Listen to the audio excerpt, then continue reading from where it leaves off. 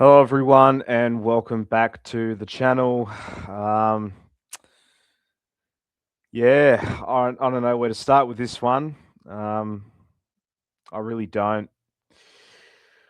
Well, we all know what happened. The final score: Liverpool 1, Manchester City 2.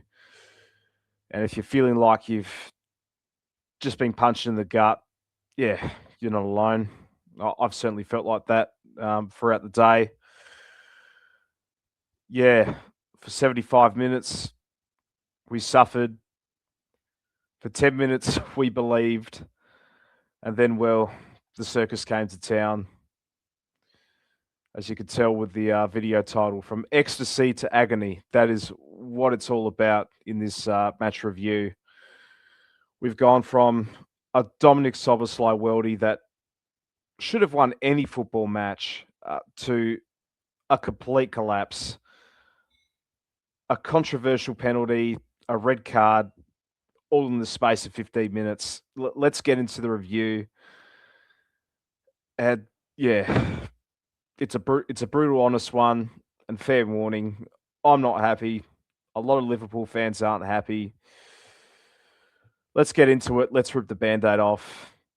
Let's be honest with ourselves first. That first half was shocking. It was absolutely poor. You know, City dominated the ball. They suffocated us, and we just could not get near them whatsoever. And if it wasn't for City being passive in the final third, we could have been down 2-0 at the break. We just looked lethargic. Yeah, the press just wasn't clicking, and Anfield was just flat because the team gave us nothing to shout about. You know, I woke up at 3 a.m. to watch this match, and I'll tell you what, I would have been more happy to gone back to sleep at halftime, because that's what it felt like. And honestly, I should have gone back to bed after the first half. But you know, in football, it's always two halves. The second half, you know, speaking of being half asleep, we actually woke up. We pressed higher. We showed some fight. And when Dom stepped up in the 74th minute and he curled that free kick into the top corner past Donnarumma, oh my word. Absolute scenes at the Cop. Yeah, just one of the best free kicks you ever see at Anfield. And in that moment, it felt like the moment. It just felt like the moment we were going to turn our season around. But you can't switch off against a team like Man City. 10 minutes later, we fell asleep. We sat back. We sat on the fence. Bernardo Silva, who always scores against us. I swear to God, he always scores against us. He slots one home. It's 1-1. And then stoppage time. Allison, I love you, man. You're the best keeper in the league, no doubt about it. Best keeper in the world, but man, rushing out, and he took out Nunes there. It's rash. It's unnecessary. It's a penalty to Man City. Haaland steps up. He buries it in. 2-1. Game over. Switched my phone off. Then I went back to bed. And not long afterwards, Haaland's shirt, salt in the wound, just a complete implosion after what looked like hope. What looked like hope before that. We have to talk about the officiating, as much as I don't like to, but we have to in this one. The Mark Gahey pull on Mo Salah. How is that not a red card? How is that not a denial of a goal scoring opportunity? When it's us, the whistle blows. The whistle blows instantly. When it's them, it's play on. It is the inconsistency that kills games like these. I'm not saying Liverpool played perfectly. We didn't. But these fine margins decide big games. If Gahey got sent off, I reckon it would have been a completely different match, and we probably wouldn't be having this conversation right now. But with that being said, we played poorly. Before you all go with me and all that, I absolutely accept we weren't at our best. We were absolutely far from it. But it's these decisions. It goes both ways. We have to talk about Arne Slot's tactics in this one as well. We know he's not the right manager. I've backed him until the Forest loss in November. It's the same old crap from him. The questions I like to ask Arne, number one, the subs. Why are we so reluctant to use the bench? We looked gassed in the last 15 minutes. We saw City, Pep Guardiola, he brought on fresh legs and they changed the dynamic. Whereas us, we sat back and invited pressure when we could have killed the game off. And number two is the setup. Why did it take us 45 minutes to figure out how to press them? We showed too much respect for our opponent in the first half at our own ground. This is Anfield. We don't sit deep and wait. We take the game to them. We are sitting fucking sixth in the table now, and we know that the title race is gone. But coming into this game, we were fighting for top four. We were fighting for a Champions League spot, and now that's unlikely. We're going to play Europa League next season, and that's probably been a bit generous. You know, you look at Man United and Chelsea; they are miles ahead now. It's too late. It's it's going to take a miracle for us to get back into the Champions League next season. We know United's got West Ham. They'll win that one. They should win that one. They are doing wonders with Michael Carrick as their interim manager at the moment. That is not where Liverpool Football Club should be. It's not good enough. But by all means, let's get into the players, the good, the bad, and the ugly. Starting off with Allison. Yeah, look, he kept us in the first half with that smother on Haaland, couple of decent stops. But you cannot come flying out like that in stoppage time.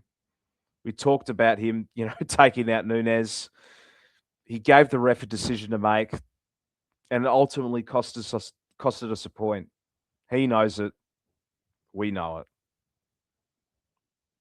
I love you, Allison, but you costed us the game, mate. Dominic Szoboszlai played it right back. And for this one, I'm going to give him the Hero to Zero award. And why I say this, obviously, his free kick, absolute rocket, world-class technique, but then the red card. And look, I know he's trying to stop a goal, but getting sent off in the chaos just sums up the collapse. He gave us the highest moment of the match and was part of the lowest as well. He misses the next game against Sunderland as well. Frustrating. That's why I'm giving him the Hero to Zero award.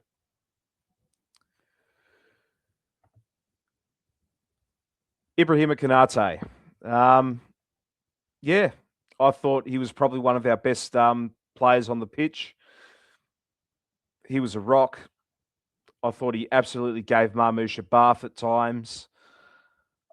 Stepped out with the ball well, and he made some massive interceptions when City was suffocating us in the first half. Virgil van Dijk, I thought he was solid as well.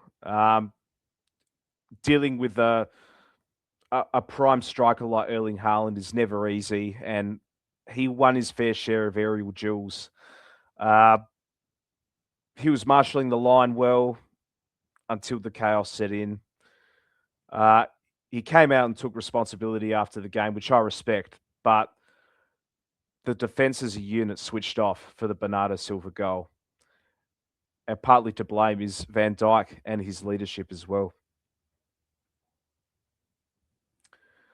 Milos Kerkez, fair play to the youngster, up against his old teammate and in Semenyo, and City's rotation of wingers as well. He had a fair bit to deal with. Yeah, he held his own ground, used his pace well to recover, and wasn't afraid to get stuck in and do the dirty work. One of the few that could hold his head up high today. Moving into the midfield, Ryan Gravenberch. mixed performance from him. I thought in the first half he was chasing tails a bit as City's midfield were dominating possession. I thought the second half he used his legs well to drive us up into the pitch, and he won the foul for Soboslai's goal. But defensively, there were gaps, there were holes. We know he can't defend at times. He doesn't offer that protection of that back four. It has been a concern for Ryan Gravenberch, and it goes to show that we do need a specialist number 6 in the summer. Moving on to his partner in crime, should I say, in Alexis McAllister. Yeah, again, just didn't happen for Macca today. He struggled. He struggled to dictate the tempo. He had a decent pass to, I think it was to Salah at some stage of the game. But other than that, he was anonymous. We know he hasn't been at the races this season. We know how good he can be in Champions League games, but yeah, we're just not seeing it in the Premier League and at big games like these. We absolutely needed him, and yeah, disappointing. Florian Wirtz, we know what he can do, but I thought he was on the periphery today. A few nice touches here and there, finds pockets of space like he usually does, but in the game of this magnitude, you need your number 10 to grab the game by the scruff of the neck, and unfortunately, he didn't. Disappointing shift for Florian Wirtz. Moving on to Mohamed Salah. Starved of service, made runs at times, and tried to isolate Guardiola, but the ball just never came back quick enough. Should he had a penalty for the Gay pull? 100%, but in terms of output of the ball, I thought it was a quiet night for him, and what has been a disappointing season. Cody Gakpo, anonymous as well. Didn't offer anything. We were under the pump when we needed him to hold it up or run in behind. He did neither of those. Came off for Curtis Jones later on, and rightfully so. But, he hasn't got any other competition on the left-hand side. Hugo Ekitike, look, you get work rate out of him, no doubt about it, but his end product wasn't there today. Just a couple of times, it was that header he missed early in the second half, which could have changed the game. You get one or two chances against a team like Man City, you got to absolutely bury him. And look, we know how good he's been this season and all of that. His off-ball work is phenomenal, but yeah, missed opportunity. Moving on to the subs, Curtis Jones, just